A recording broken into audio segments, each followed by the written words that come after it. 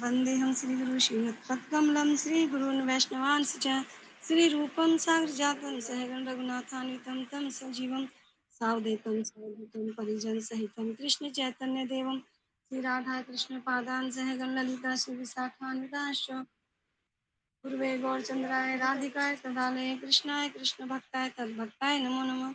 ॐ अज्ञानतिमिरान्धस्य ज्ञानञ्जनशलाकया चक्षुरुन्मीलितं येन तस्मै श्रीगुरुवे नमः। सर्वप्रथम मैं परम आराध्यतम श्री श्रीमद् भक्ति वेदांत श्रीधर गोस्वामी गुरु महाराज जी के अभय चरण कमलों में अनंत कोटि दंडवत प्रणाम ज्ञापन करते हुए उनसे ऋतु की वांछा की कामना करती हूँ। तत्पश्चात मेरे परम गुरुदेव जय नित्य लीला प्रविष्ट विष्णु पाद अष्टोत्तर श्री श्रीमद् भक्ति वेदांत नारायण गोस्वामी महाराज जी जय नित्य लीला प्रविष्ट विष्णु पाद अष्टोत्तर श्री श्रीमद् भक्ति श्री रूप सिद्धांति गोस्वामी महाराज जी के चरण कमलों में अनंत कोटि दंडवत प्रणाम ज्ञापन करते उनसे हेतु की वांछा की कामना करती हूँ। तत्पश्चात यहाँ पे सभी वैष्णव को मेरा दंडवत प्रणाम स्वीकार। तो हम जानेंगे आज कलयुग में हरे कृष्ण महामंत्र ही क्यों। तो यहाँ पे बताया गया है कि श्रीमद् भागवतम में 12वें स्कंद का तीसरे अध्याय का 12वां स्कंद और 51वां श्लोक है। कलेर दोषे निधे राजन हस्ति है को महान गुण कीर्तनादिदेव कृष्णस्य मुक्ति संग परम वर्जित। तो यहाँ पे सुखदेव गोस्वामी राजा परीक्षित से कहते हैं कि हे राजन, यद्यपि कलयुग दोषों का सागर है, फिर भी इसमें एक अच्छा गुण है।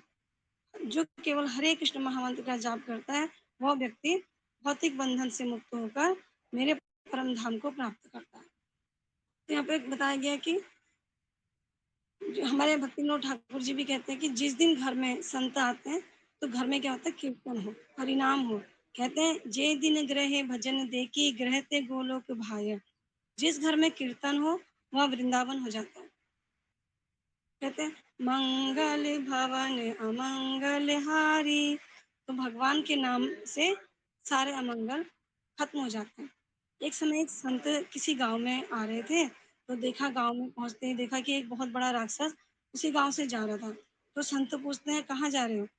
तो वो कहने लगा कि आप आ रहे हो और मैं जा रहा हूँ। कहते ये कैसा सवाल है, मैं आ रहा हूँ और आप आ गए और मैं जा रहा हूँ। तो जब कोई संत गांव में पहुंचते हैं तो क्या होता है, वहाँ वहाँ क्या होता है कि हरि हरि का भजन, हरि का नाम घर घर में गूंजने लगता है। तो इस सारे गांव के लोग वहाँ पर भजन करने लगे और गांव का वातावरण सब अच्छा हो गया। जब भगवान का कीर्तन होता है तो कहते हैं सब उपद्रव सबनम शांतिदम सर्वरोग उपशयनम। तो क्या होता है, सारे रोग शांत हो जाते हैं। तो गांव में सब कुछ ठीक हो गया। अब यहाँ पे शिक्षा देते हैं कि हम हम भी अपने घर में भगवान का नाम कीर्तन करें, तो हमारा घर साक्षात वृंदावन धाम बन जाएगा। तो एक ब्राह्मण तपन मिश्र उन्होंने एक तपन मिश्र जी थे, तो उन्होंने एक प्रश्न किया कि उसका उत्तर किसी को नहीं मिल पाया कि जीवन में हमारा कर्तव्य क्या है और जीवन का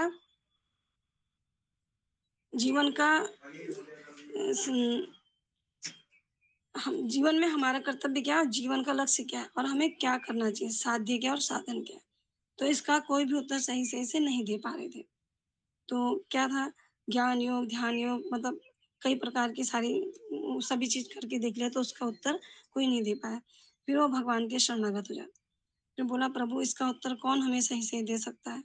तो आप हमारे ऊपर कृपा करो। तो एक दिन रात में जब वो विश्राम कर रहे थे तो उनके सपने में एक देवता आए। देवता बोले कल सवेरे यहाँ पर भगवान स्वयं आएँगे, चैतन्य महाप्रभु श्री गौरहरि, तो तुम्हें वो दर्शन देंगे।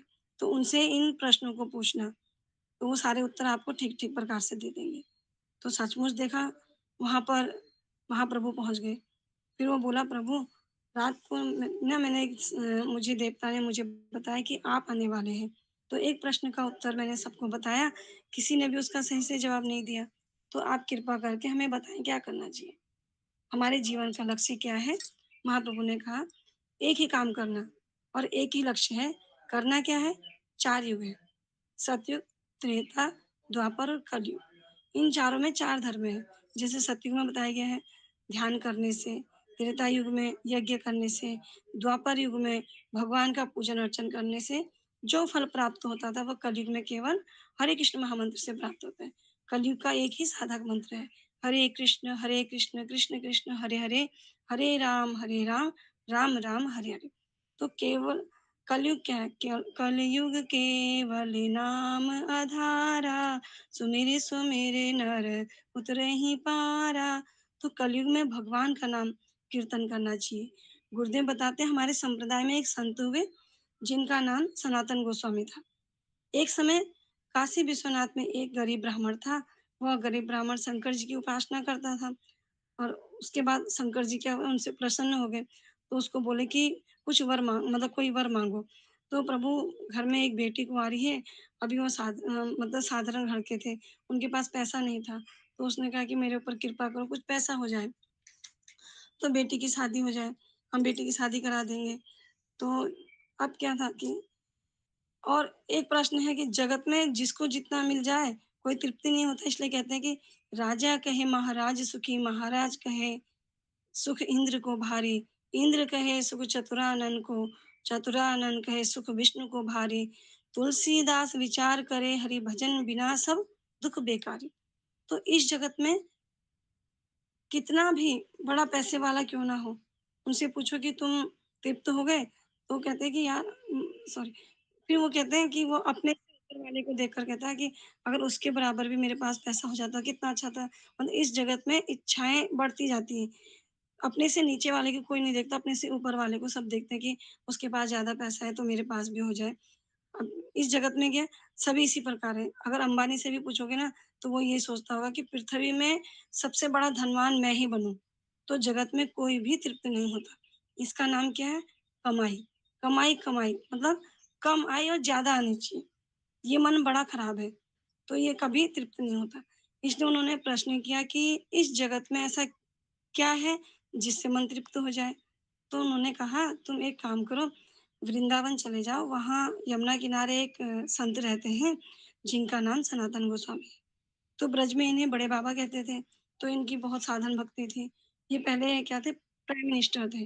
बंगाल में ये नौकरी कर मतलब बंगाल में क्या था ये नौकरी करते थे, तो लोग क्या करते हैं नौकरी के लिए पैसे देते हैं, रिश्वत देते हैं। तो इन्होंने क्या किया अपनी नौकरी छुड़ाने के लिए इन्होंने 10,000 स्वर्ण मुद्राएँ दी। तो इन्हें राजा ने एक बार जेल में बंद कर दिया। अब इनकी पोस्ट को ये तो अपनी पोस्ट छोड़कर जाना चाहते थे, वृंदावन भजन करना चाहते थे। तो राजा ने सोचा अगर इन्होंने नौकरी छोड़ दी तो मेरा तो राज्य सब डूब जाएगा। यही सब कुछ सँभालते थे। तो बाबा इतना भजन करते थे कि ठाकुर जी स्वयं खाने के लिए आ जाते थे। ठाकुर जी इनसे बात करते थे। एक बार इन्होंने ठाकुर जी को टिकिया भोग लगाई, तो ठाकुर जी कहने लगे, "थोड़ा नमक दे दे।" तो सूखा-सूखा लग रहा है, तो बाबा कहते हैं कि आज बोलोगे नमक दे दो, कल बोलोगे सब्ज़ी दे दो, फिर बोलोगे मुझे दूध दे दो, तो फिर किसी दिन बोलोगे मुझे रबड़ी दे दो। तो अच्छा तो वो कहते हैं कि आपके पिता के पास तो 9 लाख गैया थी, तब आपका पेट नहीं भरा? और घर में चोरी-चोरी लोगों के घरों में चोरी करते थे, हम नहीं दे सकते आपको। तो खाना है तो व्यवस्था खुद करो। तो ऐसे ही ये संत ठाकुर के साथ बात करते थे। इतने बड़े संत थे। इनके पास जाओगे अगर इनके उनके पास जाओ, तुम्हारी सारी इच्छाएँ पूरी हो जाएँगी। तो वो क्या था वहाँ पर वो व्यक्ति जो थे काशी विश्वनाथ से वृंदावन आते हैं, तो महीना भर बीत गया और फिर उन्होंने पूछा काली देह कहाँ पर है? मदन मोहन टीला कहाँ पर है? तो वो ढूँढते-ढूँढते आए, बाबा के हाथ में माला झोली और कुछ नहीं। कहने लगे, हरे कृष्ण, वहाँ बैठकर भजन कर रहे। अब इन्होंने देखा कि मैं किसके पास जाऊँ? इनके पास तो एक छोटी-सी झोपड़ी है। अब वो निराश होने लगे। फिर सनातन गोस्वामी जी बोले कि आओ बैठो, मैं तुम्हारी क्या सेवा करूँ? वो बोला मैं काशी विश्वनाथ से आया हूँ, शंकर जी ने मुझे आपके पास भेजा है कि मेरी बेटी है, मेरे को अपनी बेटी की शादी करवानी है और घर पर पैसा नहीं है। तो मैंने शंकर जी से पूछा इस जगत में कोई ऐसी चीज़ है जिसको पाने से जीव के जीवन में सुख आ जाए? कुछ बताओ, कुछ दो, तो जिससे बेटी की शादी हो जाए। तो बोले कि जब मैं प्राइम मिनिस्टर पद में था, तब मैंने बहुत बेटियों की शादी कराई, तो सबको बहुत कुछ दिया। अब तो मेरे पास कुछ भी नहीं है। ये सनातन गोस्वामी उस व्यक्ति से बोल रहे हैं। तो वृंदावन में अब मैं सिर्फ़ वृंदावन में वास कर रहा हूँ। तो वो निराश हो गया, वो जाने लगा। सनातन गोस्वामी जी ने देखा कि शंकर जी तो झूठ नहीं बोलेंगे, वो सोचने लगे कि क्या मेरे पास ऐसा कुछ है? उन्होंने ध्यान लगाकर देखा तो उन्होंने कहा जब वो यमुना जी में स्नान करने गए थे तो उनको एक पारस पत्थर मिला। वह पत्थर जो कि लोहे को भी सोना बना दे, पारस पत्थर था। वह कहाँ फेंका था उन्होंने? कूड़ेदान में। जिसे हम घर का कूड़ा जिस कूड़ेदान में डालते हैं, उन्होंने वहाँ पर पारस पत्थर फेंका। उस व्यक्ति से कहा कि बाबा ने इधर आओ, ऐसा करो कि मेरे पास एक पारस पत्थर है, वो इस कूड़ेदान में है। देखा तो वह और जगह तो नहीं था। फिर उससे उसने ढूँढा तो कूड़े के उसमें मिल गया, कूड़े कचरे के डिब्बे में मिला। तो इन्होंने पारस पत्थर जो कूड़े में फेंका था, कहावत भी है, 7 राजा का धन मिल कर के एक मणि को एक मणि को 7 में बराबर नहीं कर सकते। क्यों? लोहा लाओगे तो क्या करते हैं, उनके पास एक चेन थी लोहे की, तो सबसे पहले उस कूड़ेदान से उस चमकीले पत्थर को उठाते हैं और जो उनके पास एक ताबीज़ था वो उसको टच करते हैं, देखा तो वो सोना बन जाता है। इसको देखकर वो आश्चर्य में पड़ गए। सनातन गोस्वामी बोला मिल गया? तो उन्होंने बोला जी मिल गया, तो अब तुम इसे ले जाओ, तुम्हारी इच्छा सब पूरी हो जाएगी। तो शंकर जी से उन्होंने एक चीज़ माँगी और कि क्या पाने से सब इच्छा पूरी हो जाएगी? अब जब थोड़ी-सी दूर गया तो उसका मन बदल गया। तो जे धने भैया धनी मनेर न मान, मनि से धन देहि मोरे खानी। मतलब इसका अर्थ है कि वो सोच रहे हैं कि इसको तो इन्होंने कूड़ेदान में फेंक रखा था।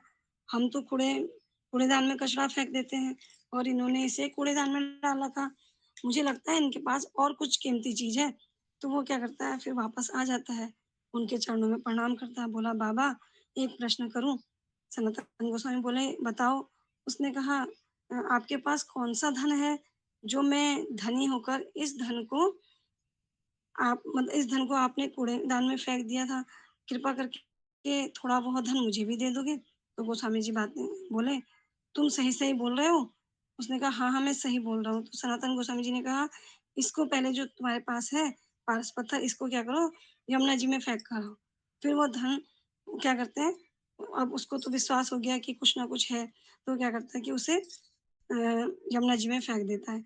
जब वो वापस आए तो उन्होंने उस क्या देखा, वह उनको माला झूली दे रहे हैं और कहा, हरि से बड़ा हरि का नाम। नाम चिंतामणि बताया। हरि क्या है? जो माँगोगे वही मिलेगा। इस नाम को करने से हमारी सारी चिंताएँ दूर हो जाती हैं। कहते हैं भगवान से कुछ माँगना नहीं चाहिए, सिर्फ़ भगवान की भक्ति माँगनी चाहिए। कबीरा सब जग निर्धना, धनवंता ना कोई, धनवंता सोई जानिए, राम नाम धन होय। तो राम नाम का धन क्या है? सबसे बड़ा धन है। तो चैतन्य चरितमृत में कहा गया है, "किवा विप्र किवा न्यासी, शूद्र केने नय, जेहि कृष्ण तत्ववेता सेई गुरु है।" तो क्या ब्राह्मण हो, सन्यासी हो, शूद्र हो, जो भी हो, कृष्ण तत्व को भली-भाँति जो जानता है और कृष्ण का भजन कर रहा है, वह क्या है? सद्गुरु है। चैतन्य भागवत में कहा गया है कि अतएव कलियुगे नाम यज्ञ सार, आर्य कौन धर्म कैले नाहि यह पार। तो कलयुग में श्री कृष्ण नाम यज्ञ ही आत्म कल्याण का उपाय है। अन्य किसी धर्म का अवलंबन करने पर भवसागर से पार नहीं हो सकते। कहते हैं इसलिए कहा गया है, राति दिन नाम लय खाइते सुइते, ताहार महिमा नहीं पारिबु। तो रात दिन खाते सोते चलते-फिरते क्या करना है? श्री कृष्ण नाम कीर्तन करते रहना चाहिए। तो कलयुग का महामंत्र ही यही है, हरे कृष्ण, कृष्ण कृष्ण हरे हरे, हरे राम, राम राम हरे हरे। वाञ्छाकल्पतरुभ्यश्च कृपा सिन्धुभ्यश्च पतितानां पावनेभ्यो वैष्णवेभ्यो नमो नमः। हरे कृष्णा दीदी दंडवत प्रणाम।